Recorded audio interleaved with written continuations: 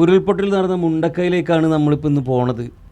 മുമ്പൊക്കെ ഇവിടെ വന്നിട്ടുള്ളവർക്കറിയാം ഈ ഗ്രാമത്തിൻ്റെ ഒരു എന്താ പറയുക ഒരു ഭംഗി. വയനാട്ടിൽ തന്നെ ഇത്രയും കാണാൻ രസമുള്ളൊരു സ്ഥലം വേറെ ഉണ്ടായിരിക്കില്ല.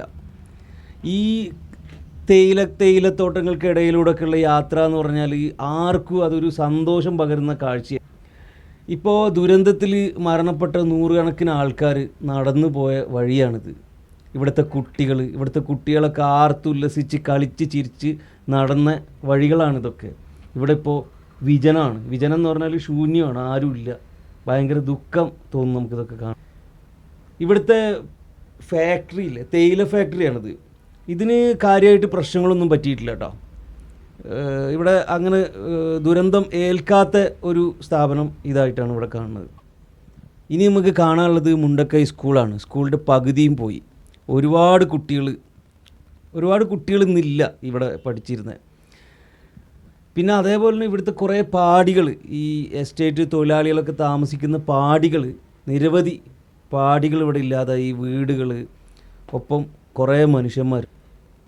പിന്നെ ഇത് നേരത്തെ മുണ്ടക്കൈ പുഴ ഒഴുകിയിരുന്ന സ്ഥലമാണിത്. സീതമ്മം കുണ്ട് എന്ന് പറയുന്നൊരു വെള്ളച്ചാട്ടം ഇവിടെ ഉണ്ടായിരുന്നു. അതിനൊരു ചരിത്രമൊക്കെ ഉണ്ട്. ഈ സ്ഥലം ഇപ്പോൾ കണ്ടു കഴിഞ്ഞാൽ ശരിക്കും പറഞ്ഞാൽ ഇത് കണ്ടാൽ നമുക്ക് തിരിച്ചറിയാനാവും. കുറേ ദൂരം നിന്ന് ഒഴുകി വന്നൊരു പാറയാണിത്. ഒരുപാട് വീടുകളും പാടികളും കെട്ടിടങ്ങളൊക്കെ തകർത്തിട്ടാണ് ഈ പാറ ഇവിടെ എത്തിയത്. മുണ്ടക്കൈ പള്ളീൻ്റെ മുമ്പിലാണ് ഈ പാറ നിൽക്കുന്നത്. പള്ളിയാണെങ്കിൽ പകുതി തകർന്നു, ഇവിടുത്തെ ഉസ്താദ് മരണപ്പെട്ടു. പിന്നെ ഒട്ടനവധി ആൾക്കാർ ഇവിടുന്ന് നഷ്ടപ്പെട്ടിട്ടുണ്ട്. ആൾക്കാരിന്നില്ല. ശരിക്കും പറഞ്ഞു കഴിഞ്ഞാൽ നിഷ്കളങ്കരായ സാധാരണക്കാരായ ഒരുപാട് ആളുകൾ തിങ്ങിപ്പാർത്തിരുന്ന ഒരു മനോഹരമായ ഗ്രാമമാണ് ഒരൊറ്റ രാത്രി കൊണ്ട് ഇല്ലാതായത്. ഇവിടെ മുൻപ് വന്നവർക്ക് ഓർമ്മ ഉണ്ടാവും, ഈ മുണ്ടക്കൈ ടൗൺ എന്ന് പറഞ്ഞാൽ ടൗൺ എന്ന് പറയാൻ പറ്റില്ല, ഗ്രാമമാണോ ടൗണാണോ എന്ന് പറയാൻ പറ്റില്ല.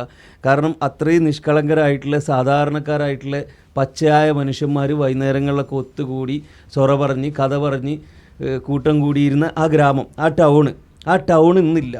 ആ ഒരൊറ്റ രാത്രിയാണ് ഈ ടൗണും ഈ ഗ്രാമവും ഈ മനുഷ്യരെയും എല്ലാം ഇല്ലാതാക്കിയത്. എന്തൊക്കെയാണെങ്കിലും നമ്മളൊക്കെ വല്ലാതെ ഞെട്ടിയ ഒരു ദുരന്തമായിരുന്നു ഇത്. ഇതിപ്പോൾ ശരിക്കും പറഞ്ഞാൽ ആ മലയുടെ ചെറിയൊരു ഭാഗമാണ് ഇങ്ങോട്ട് പോന്നിട്ടുള്ളത്. ബാക്കി അവിടെ അങ്ങനെ നിൽക്കുന്നുണ്ട്. ഇനിയുള്ളൊരു ആശങ്ക, അതായത് ഇവിടെയുള്ള ആൾക്കാരുടെയൊക്കെ ആശങ്കയും പേടി എന്താണെന്ന് വെച്ചാൽ അതിൻ്റെ ബാക്കി ഇനിയൊരു ദുരന്തം ഇതേപോലെ ഉണ്ടാവുമോ. ഇവിടെ ആൾക്കാരൊന്നും താമസിക്കുന്നില്ല ഇപ്പം, എന്നാലും അങ്ങനെ ഒരു പേടി എല്ലാ ആൾക്കാർക്കും ഉണ്ട്. ഇതിൻ്റെ ബാക്കി ഇതുപോലൊരു ഉരുൾപൊട്ടൽ ഇനി ഉണ്ടാവുമോ എന്നുള്ളൊരു പേടി എല്ലാവർക്കും ഉണ്ട്.